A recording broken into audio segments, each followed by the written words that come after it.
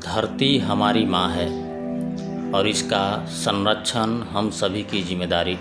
हर साल 5 जून को मनाया जाता है विश्व पर्यावरण दिवस, ताकि हम प्रकृति के प्रति अपने कर्तव्यों को याद करें। आज जानते हैं कुछ महत्वपूर्ण अंतर्राष्ट्रीय पर्यावरण समझौतों के बारे में, जिन्होंने दुनिया को पर्यावरण बचाने के लिए एकजुट किया। स्टॉकहोम का सम्मेलन 1972 सबसे पहला बड़ा कदम था। 1972 का स्टॉकहोम सम्मेलन, जिसे पर्यावरण पर हमला वैश्विक सम्मेलन माना जाता है।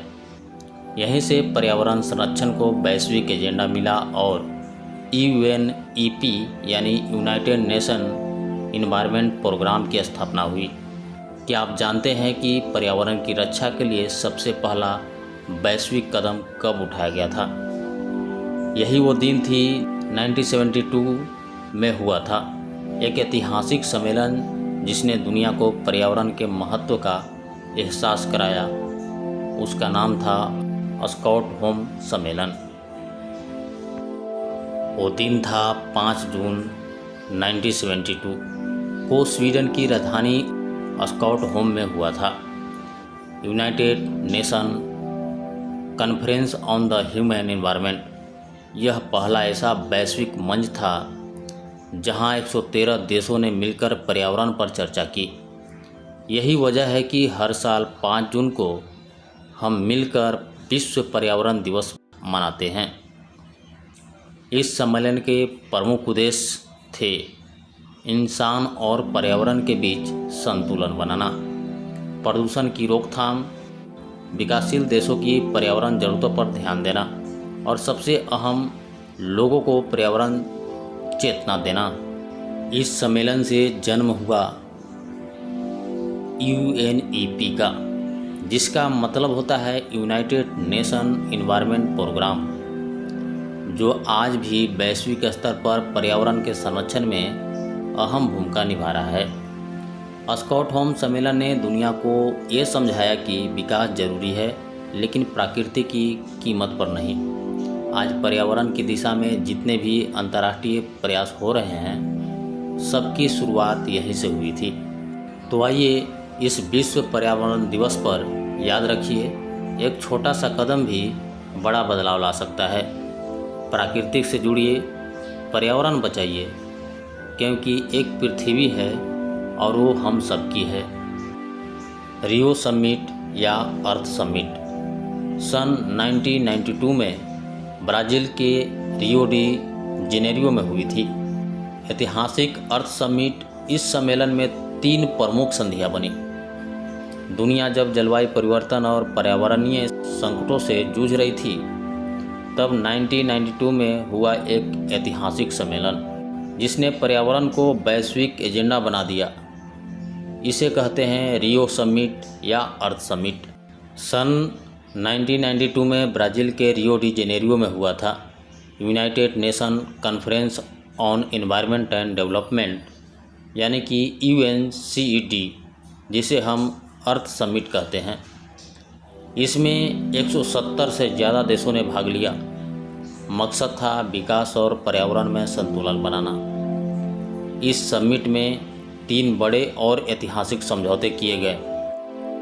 UNFCCC यानी कि United nation framework convention on climate change, इसको हिंदी में कहा जाता है जलवायु परिवर्तन से निपटने की नींव। CBD कन्वेंशन और बायोलॉजिकल डाइवर्सिटी, जैव विविधता को बचाने का वैश्विक प्रयास। और तीसरा था UNCCD कन्वेंशन टू कॉम्बैट डाइवर्सिटिफिकेशन, रेगिस्तान फैलने और भूमि संरक्षण पर नियंत्रण। साथ ही लॉन्च किया गया एजेंडा 21, जो था सतत विकास के लिए 21वीं सदी की गाइडलाइन। रियो समिट ने दुनिया को ये सिखाया, केवल आर्थिक विकास ही नहीं, पर्यावरणीय संतुलन भी जरूरी है। यहीं से सस्टेनेबल डेवलपमेंट जैसे विचार लोकप्रिय हुए। आज भी पेरिस समझौते जैसे कदम उसी सोच की अगली कड़ी है। रियो समिट सिर्फ एक सम्मेलन नहीं था, ये एक चेतावनी थी और एक नई शुरुआत भी। आज अगर हमें पृथ्वी को बचाना है तो हमें उसी राह पर चलना होगा जहां विकास और पर्यावरण साथ साथ चले। क्योटो प्रोटोकॉल यह भी एक समझौता था। यह सन 1997 में बना क्योटो प्रोटोकॉल, जिसमें विकसित देशों को ग्रीन हाउस गैसों के उत्सर्जन को कम करने की कानूनी बाध्यता दी गई। यह जलवायु परिवर्तन के खिलाफ पहला ठोस और कानूनी कदम था। जैसे जैसे धरती गर्म होने लगी, दुनिया ने महसूस किया कि अब शब्द नहीं है, कार्रवाई चाहिए। सन 1997 में हुआ एक ऐतिहासिक समझौता, जिसने पहली बार विकसित देशों को जलवायु परिवर्तन पर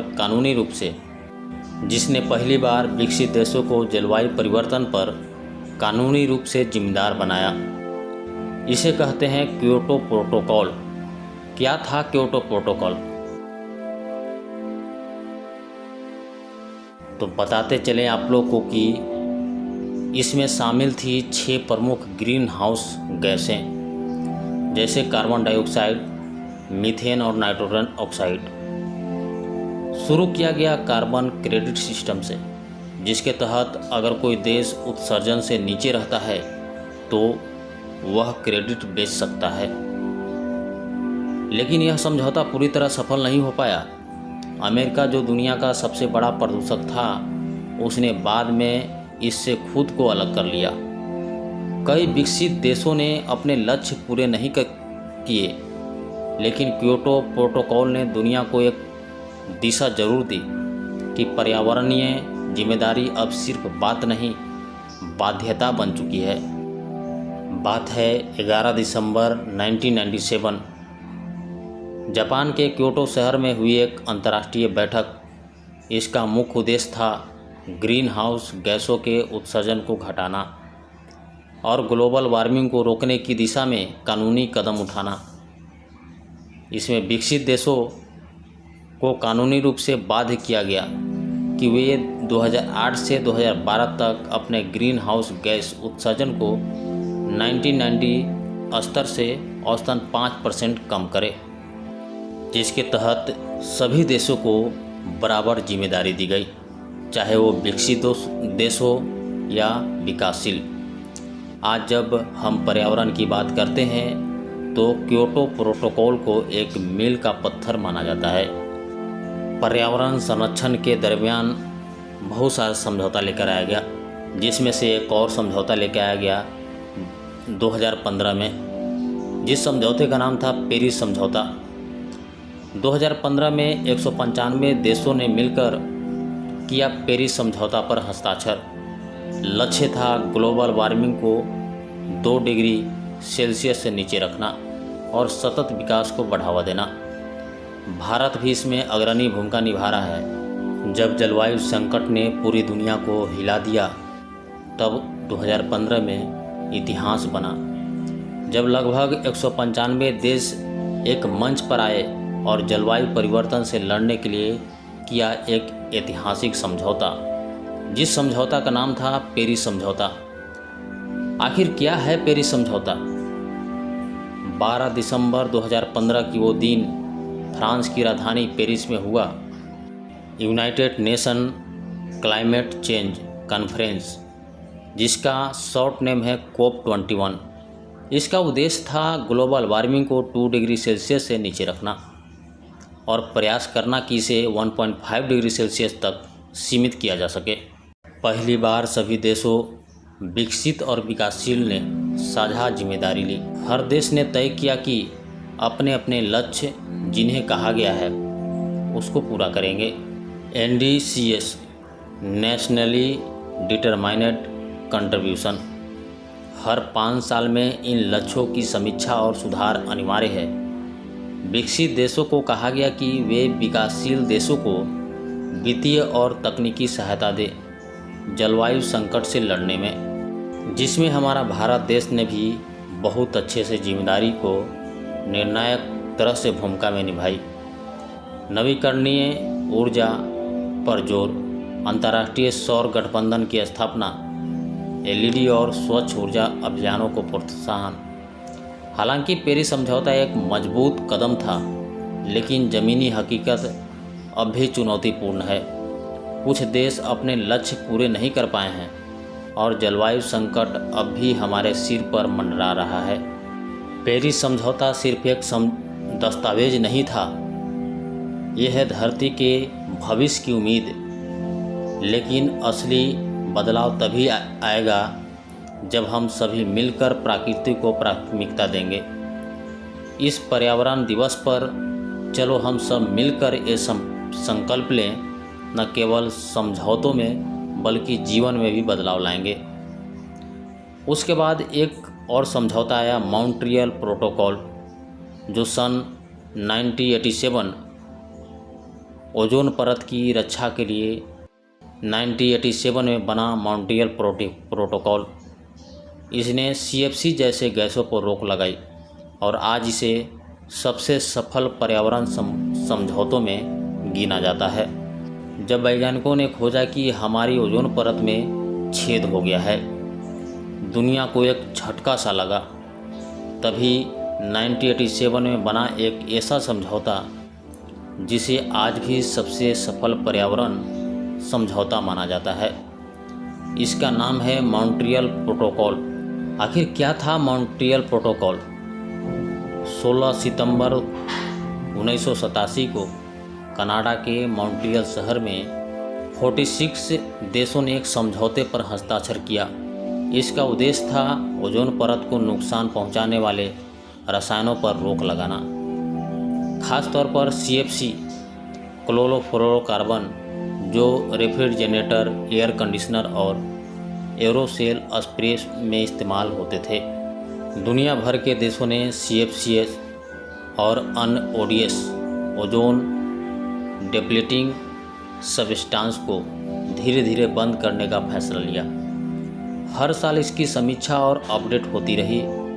विकसित और विकासशील देशों को अलग अलग समय सीमाएं दी गई, साथ ही इन हानिकारक गैसों के विकल्पों को विकसित करने में भी मदद दी गई। इसका असर भी शानदार रहा। ओजोन परत धीरे धीरे फिर से ठीक होने लगी है। वैज्ञानिकों का मानना है कि यदि इसी तरह प्रयास जारी रहा तो 2060 तक ओजोन परत पूरी तरह से पुनः स्थापित हो सकती है, जिसे मानवता की सबसे बड़ी पर्यावरणीय सफलता कहा जाता है।